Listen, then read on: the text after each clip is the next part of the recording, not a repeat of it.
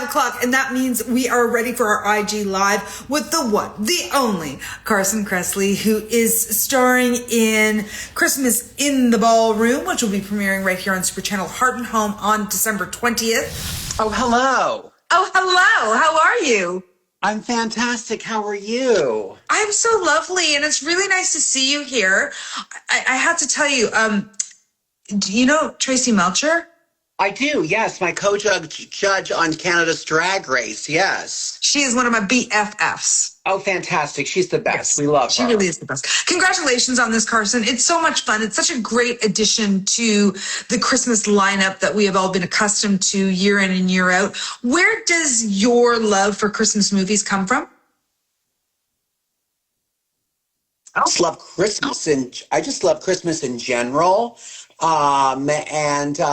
Growing up, you have your favorites. It's a Wonderful Life, and there's some great, there's a Truman Capote special that I saw like in elementary school, and I've always just loved the movies that happen during the holidays. So, I don't know. It's just always been a part of my life. It's gone like ramped right up in recent years in terms of what we expect and how much it kind of like wraps us in this warm hug these movies do. Can you talk about that a little bit, that the spirit of these Christmas movies that we all seem to want so desperately at this time of year?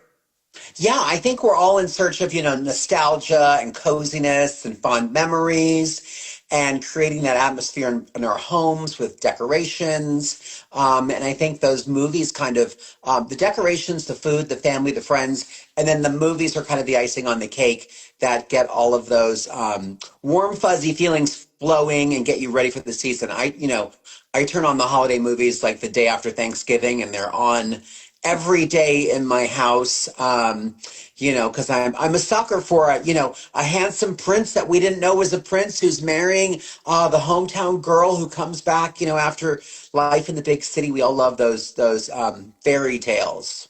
And this movie, Christmas in the Ballroom, which is premiering right here on Super Channel Heart and Home December 20th, so everybody can get ready for it for then. This is like a little bit of a spin on this because it's borrowing, it's kind of living in a world of Dancing with the Stars. Are we allowed to say, are we actually allowed to call it out? I don't know. Nobody has yet, but you're the first. You're like an investigative reporter. I love it. It is definitely based on that. Our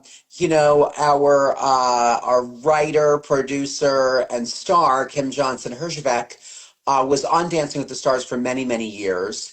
And when she came up with this idea, it was actually, I think, about a morning TV show. It wasn't even about the ballroom. But then I think people, collaborators said, hey, we should draw on your experience of being on Dancing with the Stars for, gosh, she's going to kill me. But I don't know if it was like 15 years or 20 years. She's one of my best friends. I should know this. But she'd been doing it for a long time. Why would she kill you for that? That is like a flex. That is not something to be like upset. That is a flex. No, I know. And she's an amazing dancer. But I don't know the exact number of years that she was on the show. So, but it's definitely based in that world. And it's a world that she and I both know really well. And it was fun creating a Christmas movie around that beloved concept. And that show has had such a rise in popularity again this year. So that was good timing. Carson, I literally wrote down that Dancing with the Stars is having a 2.0 moment. I don't know, maybe it's right. a 3.0 moment. Like this is a show, this is a concept that people like fall in love with over and over and over again. Mm-hmm. For those in the know. So not everybody's in the know. Not everybody knows these things. But if you know, you know. You have a long relationship with this show. What do you think is the secret sauce there? I think there's a couple things going on with Dancing with the Stars. I think that people love to watch celebrities and get an insight into their life, but they love to see them doing things that are kind of outside of their comfort zone. And certainly for me, I had no dance experience. I have no rhythm whatsoever. I was terrible, but I loved it. But I think people love watching that journey, seeing their favorite celebrities kind of go through the process and stumble and fall, sometimes literally, sometimes metaphorically, and then rise up and do something really well. And so I think there's that part. I think people love a variety show. There's not much of that on TV anymore. People don't realize it's live music. They have a band there that's singing the song. All the music is live. Incredible dancers, the incredible troupe. Um, and then the third thing I think is that it's just fun and celebratory and something you can really get involved in. And the internet kind of caught on, and I don't know if it's because they had a lot of influencers on the show this year, but TikTok, as they That's say, TikTok. was a big promoter of the show, I think, and that's why I think there's a whole new audience that's discovered the show this season. Um, in this movie, Christmas in the Ballroom, you play Simon Lemon, who is like a talk show guy. He's like a talk show host. Yeah, I saw him as being kind of an annoying, salacious, obnoxious, over the top talk show host, but he's also friends with all the people that work on You're supposed to. the ballroom show.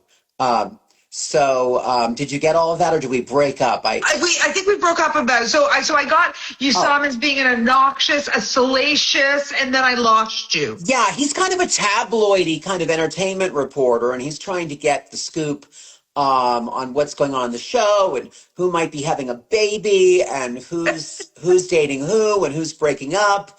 And he really wants to get the scoop, but he's also friends with a lot of the cast members of the show, so he has to walk a fine line of being friends and friendly, but also trying to get the scoop. So that was Okay. fun, being a juicy character. Speaking of that, um, because you have some history around these folks, did you base them on anybody you knew? Anybody you've come across in your career?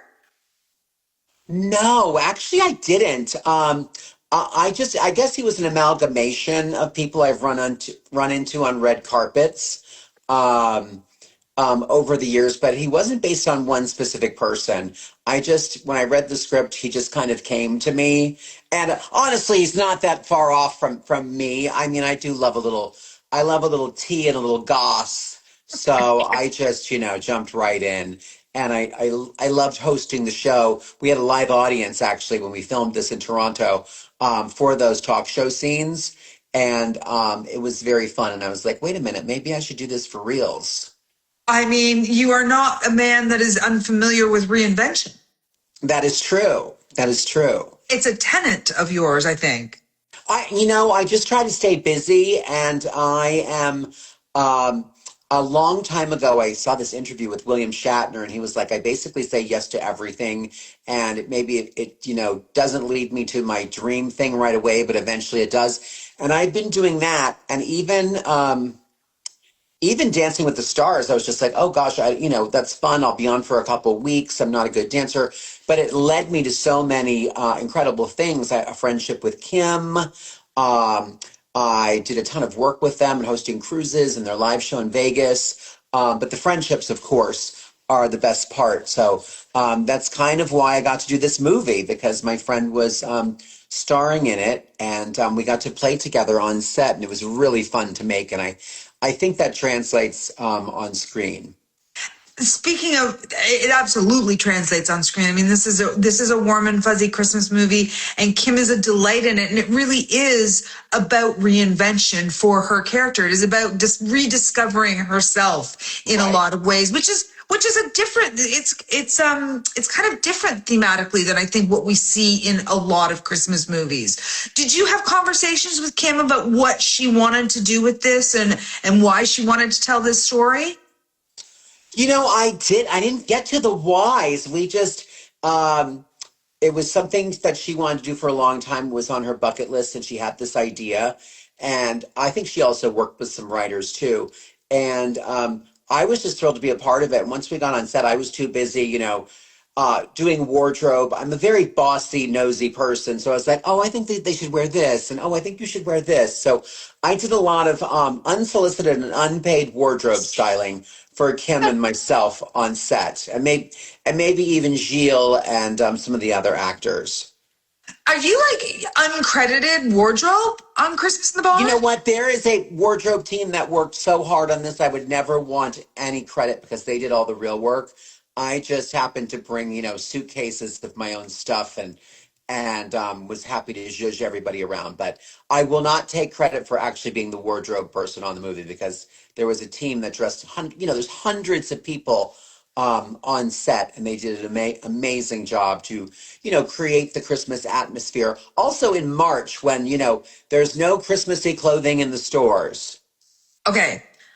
I don't know if you're in my head. I don't know if you've like, I don't know, we're in a horror movie and you've like come through the interwebs and into my head, because I also had written down here that this is Christmas movies are often shot in the height of summer. So you said Right. this was shot in March. And I'm always curious if you did anything on set, if you saw anything on set to like try and infuse that Christmas spirit, that kind of like were there just, did you need to wear more sequins? What needed to happen? You know what? For me, just seeing like the Christmas trees and the lights and the decorations kind of took me back instantly. And I think I think a lot of people probably have that reaction when they see something nostalgic like that. It just transports you. Give me a So, twinkle light and I am yeah. singing, a Christmas carol. Yes. So once we were in the set and we were wrapped around with the Christmas spirit, I think we just naturally fell into it. And then, of course, we would, leave and it would be, it was still March outside, but fortunately we made it in Toronto and outside of Toronto in Scarborough Yeah. and in Barrie, and it was still snowing there in March, so we got some real live snowfall. So that was actually a great thing. Well, I mean, lucky you, unlucky Barry and Scarborough to have snow in March. I'm sitting in Toronto right now. Toronto is home for me. So there you go. We love Toronto, so fun. Um, so what are your holiday Christmas movie watching traditions, Mr. Kressley? Oh, you know what? I'm not that organized because I'm usually so scattered and busy and trying to like get everything like done. But I do like to watch my favorite Christmas movie of all time is Home Alone. It is my go-to. I love that era. I love the memories of going to see it the first time in 1991 and traipsing through the snow in the little town of Gettysburg to walk to the movie theater when you would go to the movie theater and watching that with friends. And then I love the design of it. I love that era. I love the house. I love their decorations. I just love everything about that film. So that's the one that I have to absolutely watch. And then I believe like TBS or some network here does like a 24-hour marathon of A Christmas Story. And I always watch that one. And I want to get into Miracle on 34th Street, and I want to get into It's a Wonderful Life. And I have it on, but then I'm kind of like, oh, let me fold some laundry. Oh, let me do this one. I'm not absolutely captivated by those two, even though they're wonderful. I love your need for modernity. Yeah, it's modern-ish, Yeah, 1990s and 80s works for me. we might be of a similar vintage. So like, Yeah, I see it. you I hear get you. it. You I get it. do. I do. I would be very, very regretful if I did not take the opportunity, whilst speaking to you about Christmas in the Ballroom, which is premiering December 20th right here on Super Yeah. Channel Heart and Home. If I did not ask you, what are your styling tips? What are your wardrobe tips? What are your go-to outfits Oh, for the holiday season? yes. Well, I'm actually at my farm in Pennsylvania right now, and it's very cold and snowy here. So I'm, all layered up, and I love a cozy sweater, and I've lived for layering. Um, but as we approach the holidays, I think, for me, whether it's like a Christmas party or New Year's, I always say embrace the sparkle. It's one of the few times a year where you can't be too over the top. So, metallics, gold lame, silver, sequins, sparkles, embellishment. I think all of that is great.